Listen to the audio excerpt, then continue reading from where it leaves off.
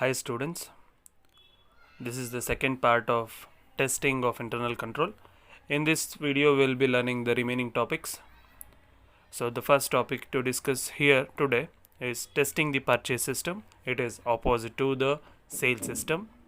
So what is the control objective of testing the purchase system is whatever the purchase which are made in the company, it will be on the credit basis. We'll study the control objectives of purchase system now. What are the control objectives? The purchase of goods or services are ordered under proper authority. So the auditor first is going to check the purchase order and whether it is properly authorized by using a proper procedure or not. Secondly, the auditor or the internal auditor is going to verify the purchases whether it is used for the business operations or whether it is used for the business purpose or the any other drawings purpose. So if it is drawings, then that is not considered in the business. Only the goods or services which is used for the production or for the company's benefit, so those will be used as, or those will be considered while testing the purchase system. Then the goods or services which are received must be inspected.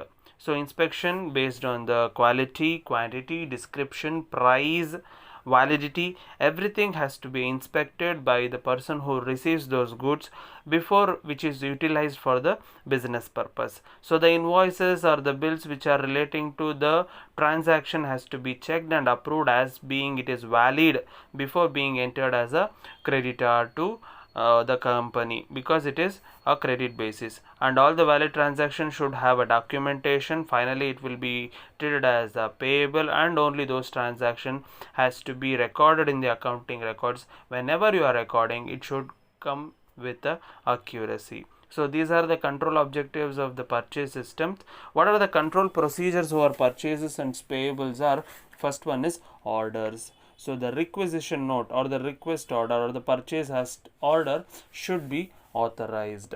Secondly, the order which are given by which have the authority should have a seal and signature of a responsible officials of the authority. So there I have given you one example in the textbooks too. What kind of purchase you can do?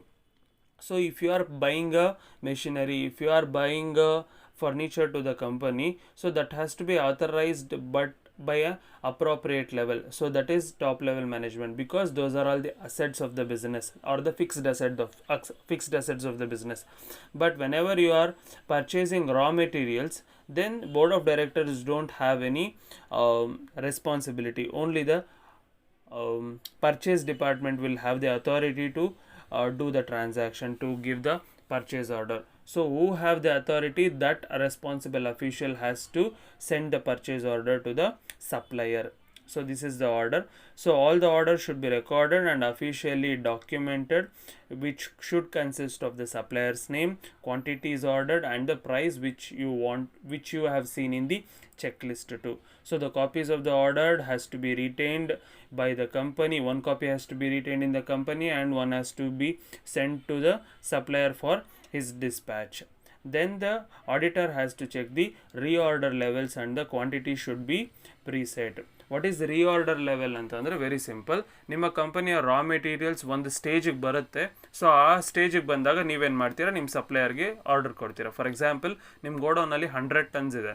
ಆ 100 tons 35 ಟನ್ಸಿಗೆ ಬರ್ತಾ ಇದೆ ಅಂದಿದ ತಕ್ಷಣ ನೀವು ನಿಮ್ಮ ಸಪ್ಲೈಯರ್ಗೆ ಇನ್ನೊಂದು order ಕೊಡ್ತೀರಾ. So that is reorder level.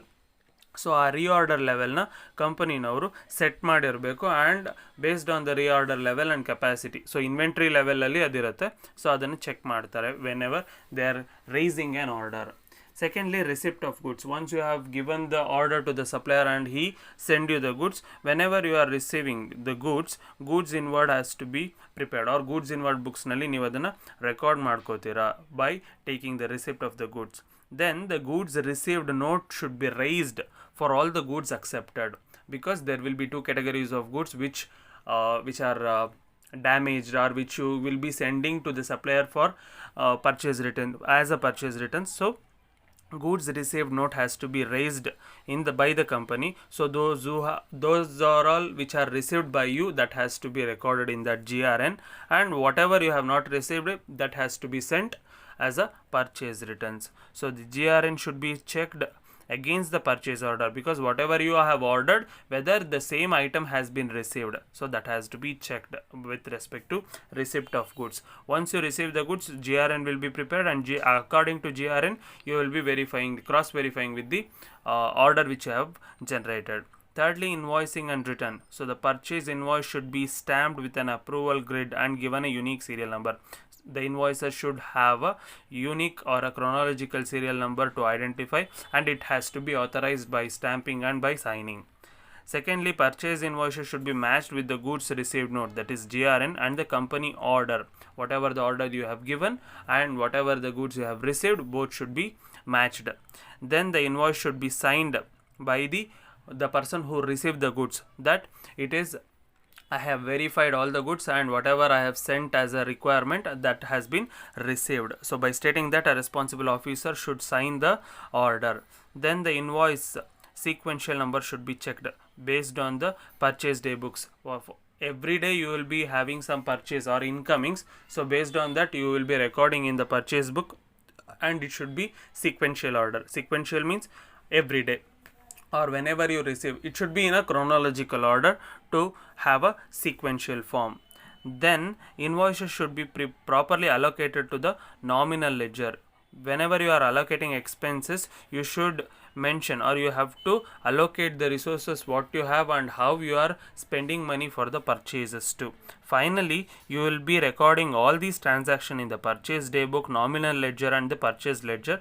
Finally, a record of goods return should be kept and checked in the credit notes received from the suppliers. Whatever the goods you have sending to the supplier, that has to be checked, and you should maintain a copy of the goods sent as a goods return. And finally, purchase ledger and supplier, a payable ledger, or the amount which you are going to pay after a due date, that has to be checked, or whatever the amount balance you have in your bank account, that has to be checked before paying or before deducting the money. Okay, that is the one important thing, because you should have a minimum balance to offer your customer with a free flow of the transaction. Then payable ledger record should be kept by the person who is independently receiving of goods. So the person who received the goods should maintain a book which the goods were came in and the cash goes out. So he should have the authorization and payment routine to that particular transaction. So he must prepare a statement related to the incoming, that is receipt of goods and payment of cash, and he should have the right to take a statement from the suppliers to do the cross verification. So this is the very important topic, that is testing of the purchase system. So you have to I think you already know about these aspects in your internal control, but you should write whatever the transaction will happen. So that is very important.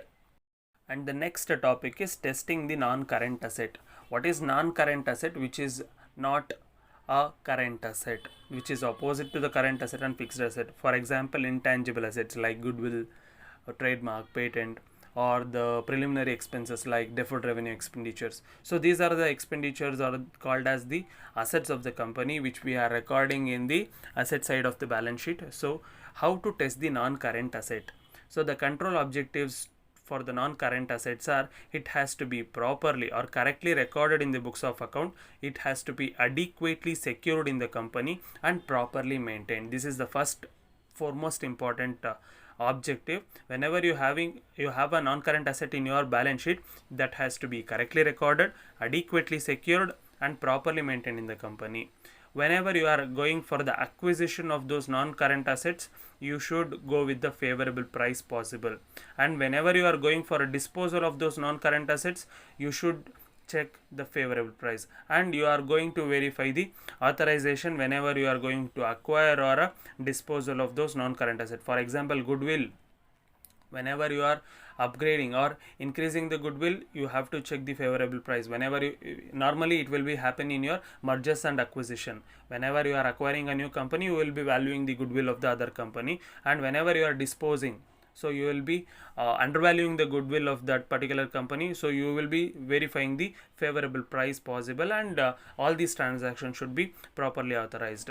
So the auditor must check these non-current asset whether it is properly recorded, appropriately depreciated, and written off based on the profit of that particular company. So these are the common or the control objectives of the non-current assets. What are the control procedures over non-current assets? So non-current assets are, as already told you, that is intangible assets or the preliminary expenses. So you have to acquire it or you have to generate it. So these are the only two possibilities. ಒಂದು, ನಿಮ್ಮ ಕಂಪನಿಲಿ ಅದನ್ನು generate ಮಾಡಬೇಕು, ಇಲ್ಲಾಂದರೆ ನೀವು ಬೇರೆ ಕಂಪನಿಯನ್ನು acquire ಮಾಡಿದಾಗ ಈ ನಾನ್ ಕರೆಂಟ್ ಅಸೆಟ್ಸ್ ನಾರ್ಮಲಿ ಆಗೋದು ಕಂಪನಿನಲ್ಲಿ. So the annual capital expenditure or the plan has to be prepared at the beginning. Based on the plan, you have to get the approval by the board of directors. So if you want to acquire a company, you have to plan. If you want to increase the goodwill, again you have to plan. So everything called as capital expenditure budget in the company.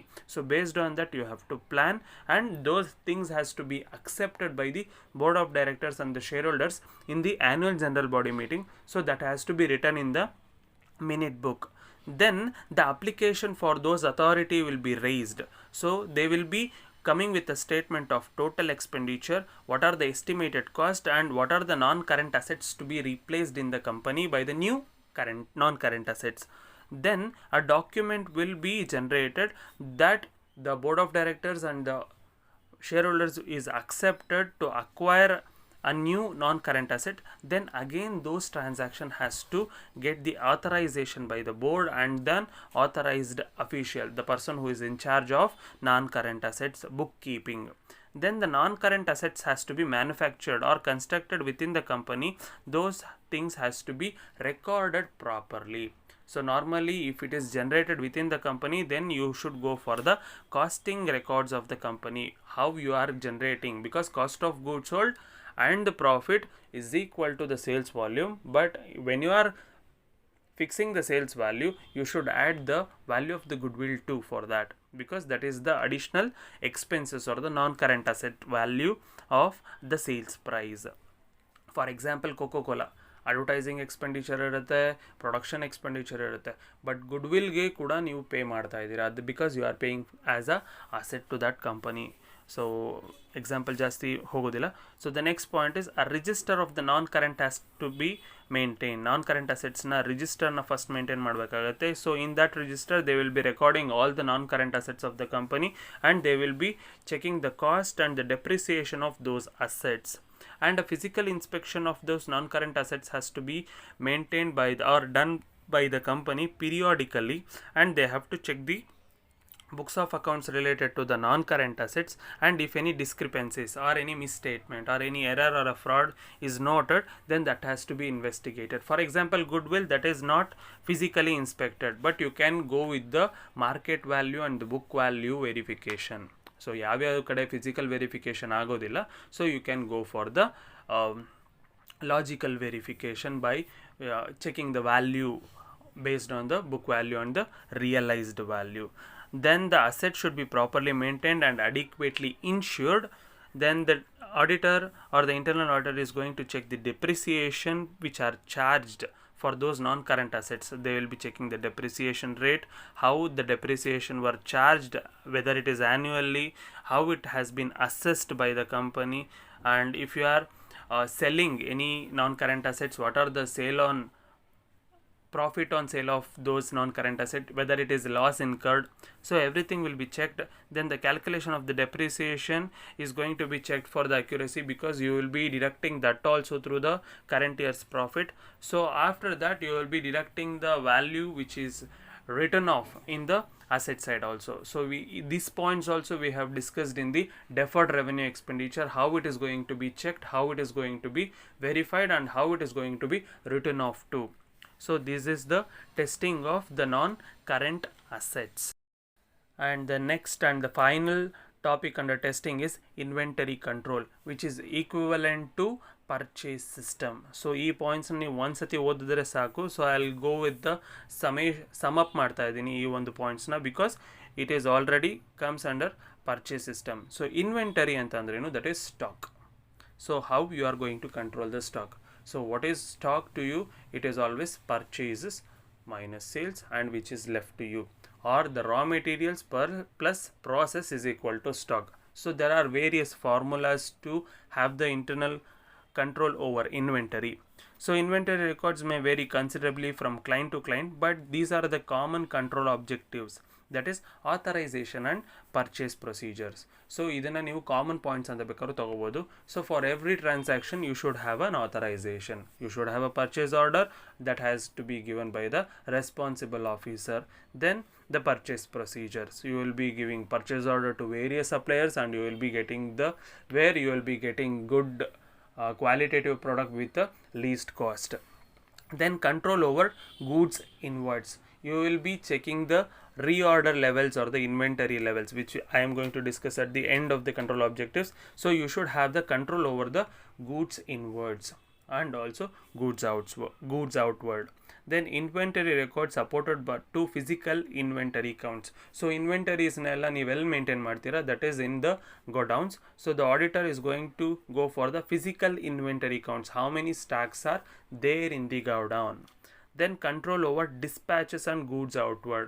Whenever the auditor is going, or whenever the company is going for the sale of those stock inventory, so your stock is going to be sold out.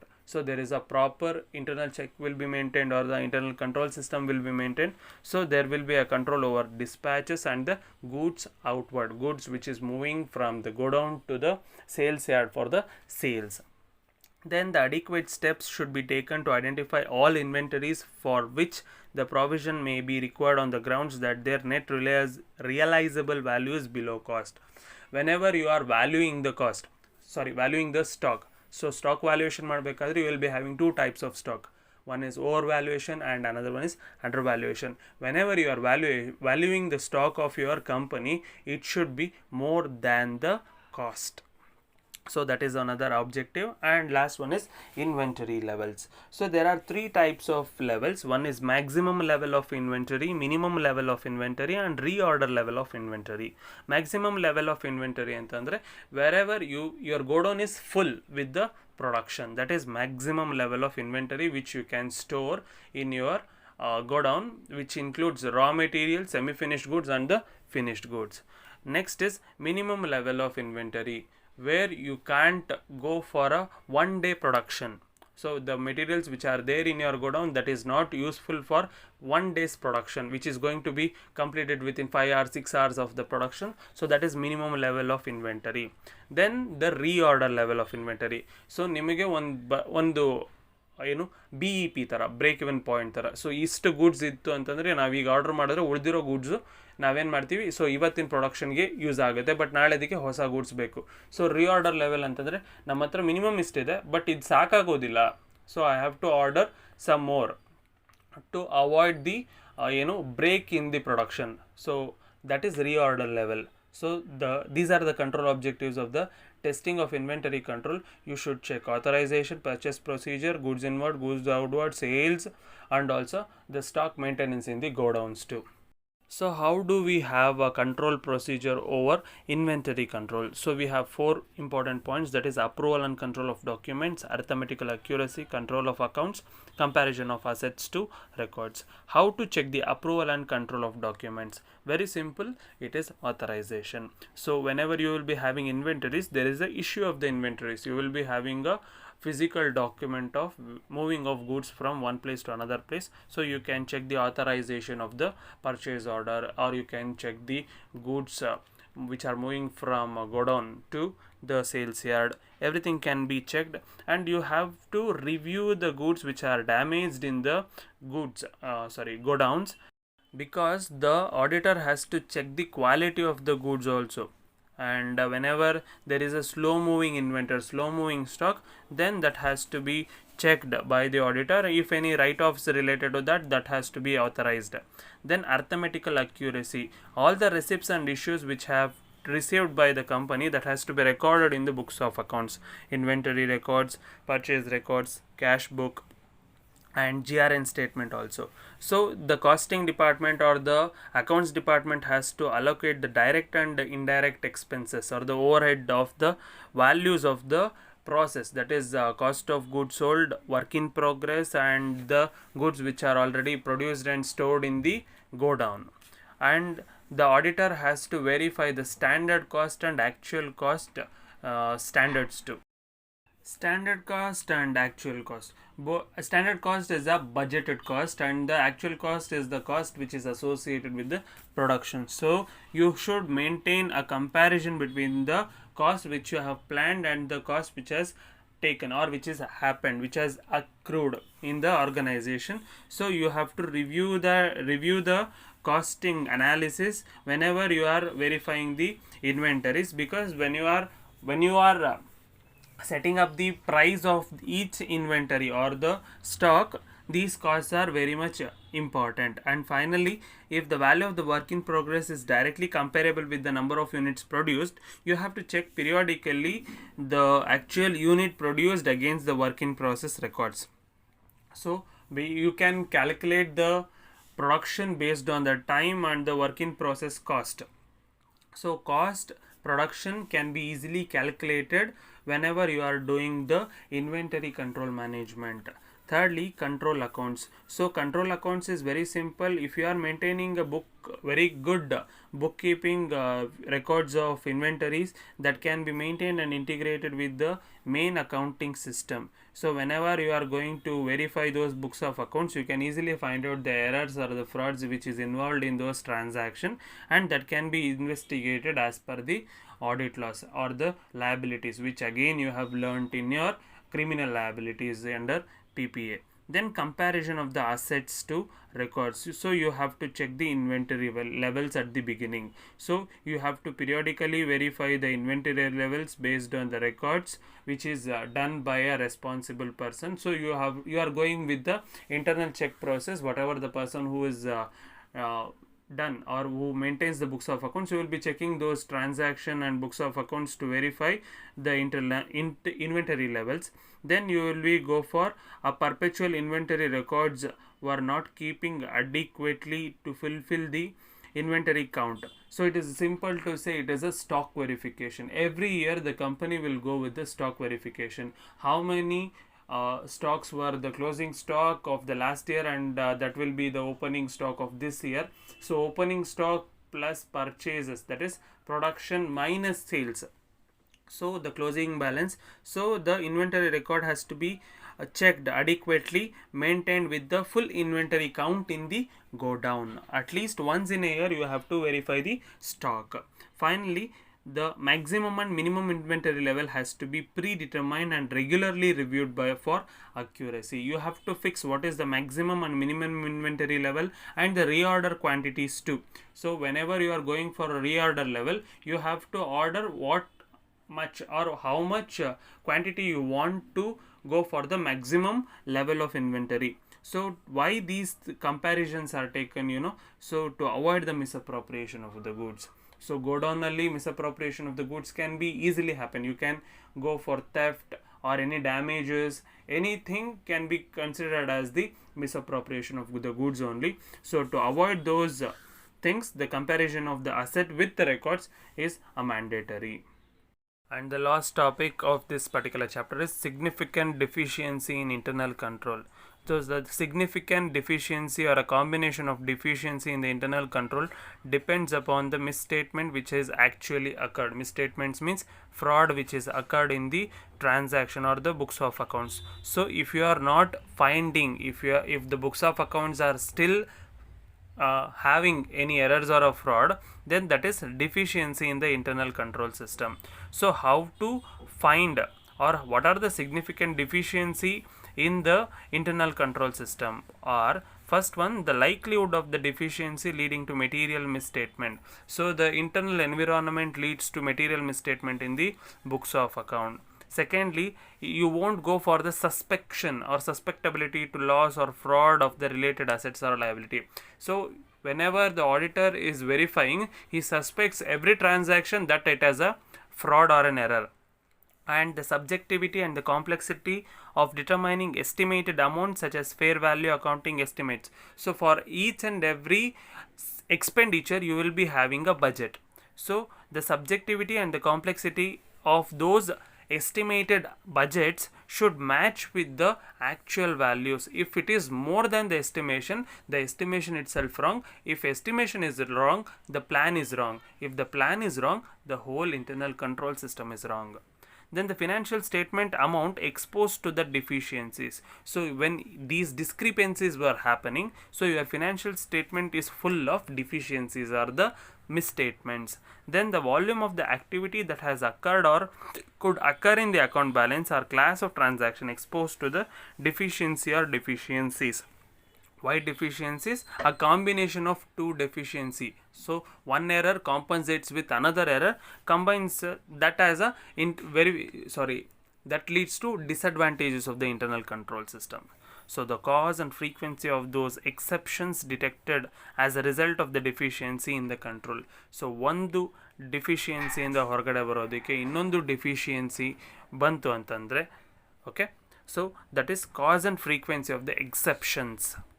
So these are all the common combination of deficiencies in an internal control which constitutes a significant deficiency. We will discuss what are the indicators of these deficiencies in an internal control system. First one is evidence of ineffective aspects of the control environment. That is indication and significant transaction in which management is financially interested but the governance is not interested. So management interest in the ಒಂದು transaction ಮಾಡೋಣ ಅಂತ ಹೇಳುತ್ತೆ, but administration which is opposite to the management. Secondly, identification of the management fraud. The management is intentionally involved in a fraud to make some more money, so that will be an entity's deficiency in the internal control system. Thirdly, management's failure to implement the appropriate remedial actions based on the deficiencies. So you know what is happened and you are coming with an error or a fraud, so you have to take several actions to overcome it, but if you again fail, that is a significant deficiency. Then absence of a risk assessment process. So one of the component is risk assessment. If the component of the internal control, if your company lacks the risk assessment process, then the entity's whole risk is not expected to be established at a higher, or an effective internal control system cannot be established. Then the evidence of an ineffective entity risk assessment process. If any risk assessment process is there, but if it is ineffective, then again the material misstatement of the books of account can be easily happened, and that cannot be identified by the auditor. Then evidence of an ineffective response to the identified significant risk.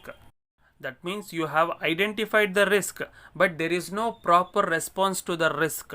So again it is a lack of internal control system, or it is a disadvantages of an internal control system. Then misstatements detected by the auditor's procedure that were not prevented or detected or corrected by the entity's internal control system. So an internal auditor is already found out what are the frauds which are happened, but the management or the internal control system of the company or the audit committee of the company is not ready to change or alter the books of accounts. Last point is restatement of the previously issued financial statement which reflects the correction of a material misstatement which are due to the error or a fraud. So the internal auditors are already found out the misstatement of the error or a fraud, but it is still not changed or altered in the books of account, because that is the proof for the management's inability to oversee the preparation of the financial statement which is given by the internal auditor. So these are the significant deficiency in the internal control system. And finally, how an auditor is going to communicate those deficiency in an internal control system.